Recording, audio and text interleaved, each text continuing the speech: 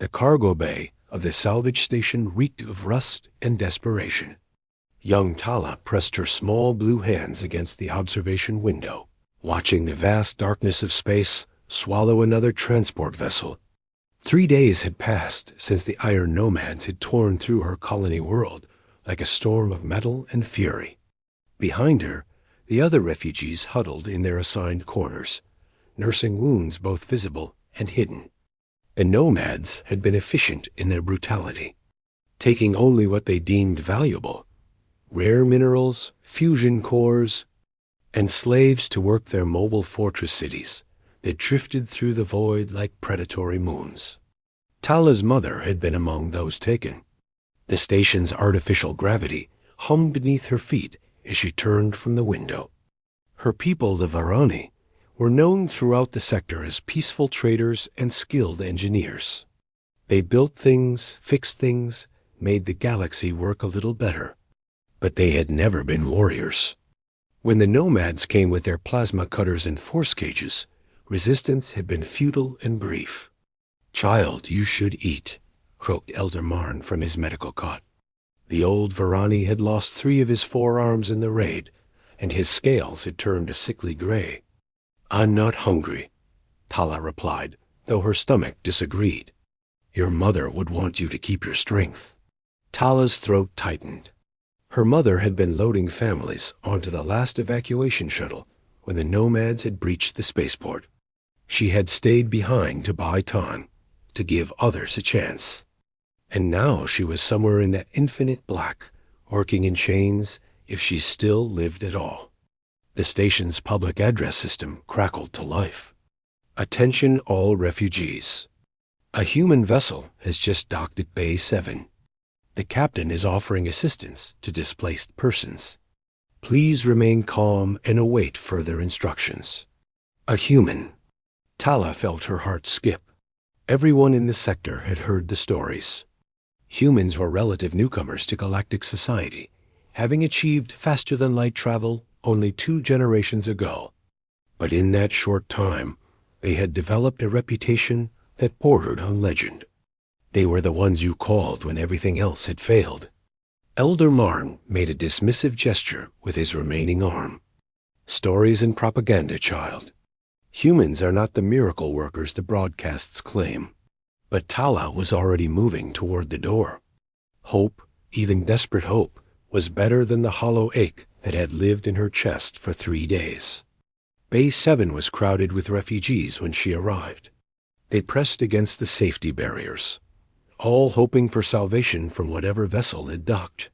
Station security, overwhelmed and understaffed, did their best to maintain order. Then the airlock hissed open. The human who emerged was not what Tala had expected.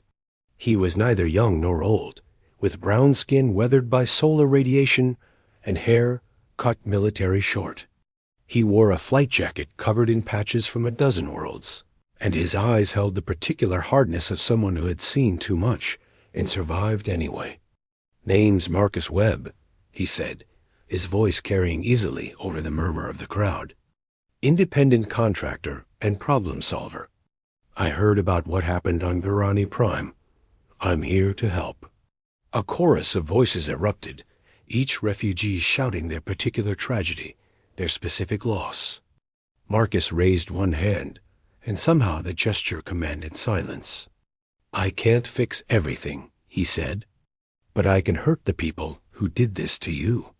The Iron Nomads have gotten too comfortable, too bold. Someone needs to remind them that there are consequences." Tala pushed through the crowd, her small frame allowing her to slip between larger beings. "Please," she called out, her voice cracking. "Please, mighty human. The Iron Nomads took my mother. You're my final hope. Save her." Marcus's gaze found her, and for a moment, something flickered in those hard eyes. Something almost human in the original sense of the word. Compassion. "How old are you, kid?" 11 cycles, Tala replied. "Where's your father?" "Dead, 2 years ago. Reactor accident." Marcus nodded slowly, then knelt down to meet her at eye level. This close, Tala could see the scars on his hands, the slight tremor that suggested combat-grade neural augmentation. "What's your name?" "Tala." "Tala, I'm not going to lie to you. The Nomads took probably 200 people from your world. Finding one specific person across their whole operation, that's a long shot. But you'll try?" The words came out smaller than Tala intended, barely a whisper. Marcus studied her for a long moment, and Tala saw the calculations happening behind his eyes. Cost versus benefit. Risk versus reward. All the cold mathematics that governed survival in the dark between stars. Then he smiled, and it transformed his entire face. "Yeah, kid. I'll try." The next hours passed in a blur. Marcus interviewed dozens of refugees, compiling data on the Nomads' attack patterns, their ship configurations, their likely destinations. He worked with the intensity of a machine, taking notes on a battered datapad that looked older than Tala herself. She stayed close, answering questions when asked, fetching supplies when needed. Marcus didn't send her away, which she took as permission to help. "The Nomads operate in a 3-ship formation," Marcus explained, pulling up holographic displays of the vessels in question. "The Breaker, the Forge, and the Chain.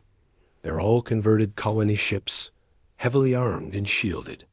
The slaves they take get distributed across all 3 vessels, depending on their skills. Mother is an engineer," Tala offered. "She can fix anything." "Then she's probably on the Forge. That's where they keep their technical people." Marcus zoomed in on one of the ship schematics. "The good news is the Forge is the least defended of the 3. The bad news is it's never alone. How will you attack them?" Marcus laughed, though there was no humor in it. "Attack? Kid, I'm one man in a modified courier ship. I can't fight 3 capital vessels. But I can be sneaky, and I can be fast. And sometimes that's enough." Over the next 2 days, Marcus prepared. He purchased supplies from the station's black market, things that Tala didn't recognize, but that came in unmarked containers and cost enormous amounts of credit. He spent hours in his ship, a sleek vessel he called the Resolute, running diagnostics and making modifications. Tala watched it all, learning. Humans, she realized, approached problems differently than other species. Where the Varani would engineer a solution, and the mighty Crawl would simply apply overwhelming force, humans seemed to thrive in the space between, finding angles and opportunities that shouldn't exist. "You're coming with me," Marcus announced on the 3rd morning. Tala's eyes widened. "What?" "You know what your mother looks like, right? I've got about 47 female Varani on my possible list.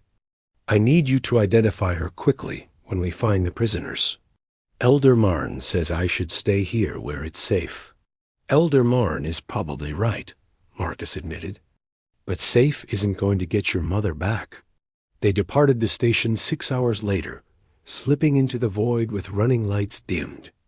Marcus piloted the Resolute with casual expertise, his hands dancing across controls that seemed far too complex for one person to manage. "The Nomads are predictable," he explained as they jumped between systems. They hit a target, processed their haul for 2 weeks, then moved to the next hunting ground. Right now they should be in the outer reach, near the dead systems where nobody patrols. Why doesn't the Alliance stop them? Marcus snorted. The Alliance doesn't care about fringe worlds. You've got no strategic value, no military production. You're just numbers on a quarterly report. By the time they mobilize a response, the Nomads will be 3 sectors away. But you care? The human was quiet for a long moment. I care about people who can't fight back, getting stomped on by people who enjoy stomping. Call it a personality flaw. They found the Nomad fleet exactly where Marcus predicted, the 3 massive vessels orbiting a dead planet like carrion birds. The Resolute drifted closer on minimum power, barely a blip on any sensor screen. "Here's the plan," Marcus said, pulling up tactical displays. I'm going to fire a spread of debris at the breaker and the chain, make it look like a meteor strike. While they're busy with that, we slip into the forge's cargo bay using their own entry codes. You have their codes? Bought them from a former nomad who decided he liked having all his limbs attached. Marcus grinned. Humans are good at motivation. The debris strike worked perfectly. The nomad ships immediately raised shields and began evasive maneuvers, their attention fixed on the apparent natural phenomenon. In the confusion, the Resolute ghosted into the forge's lower docking bay, magnetic clamps engaging with barely a whisper. "Stay behind me," Marcus ordered, drawing a weapon from his jacket. "We've got maybe 20 minutes before their security realizes something's wrong." They moved through the forge's corridors like shadows. Marcus dispatched 3 guards with brutal efficiency, each one unconscious before they could raise an alarm.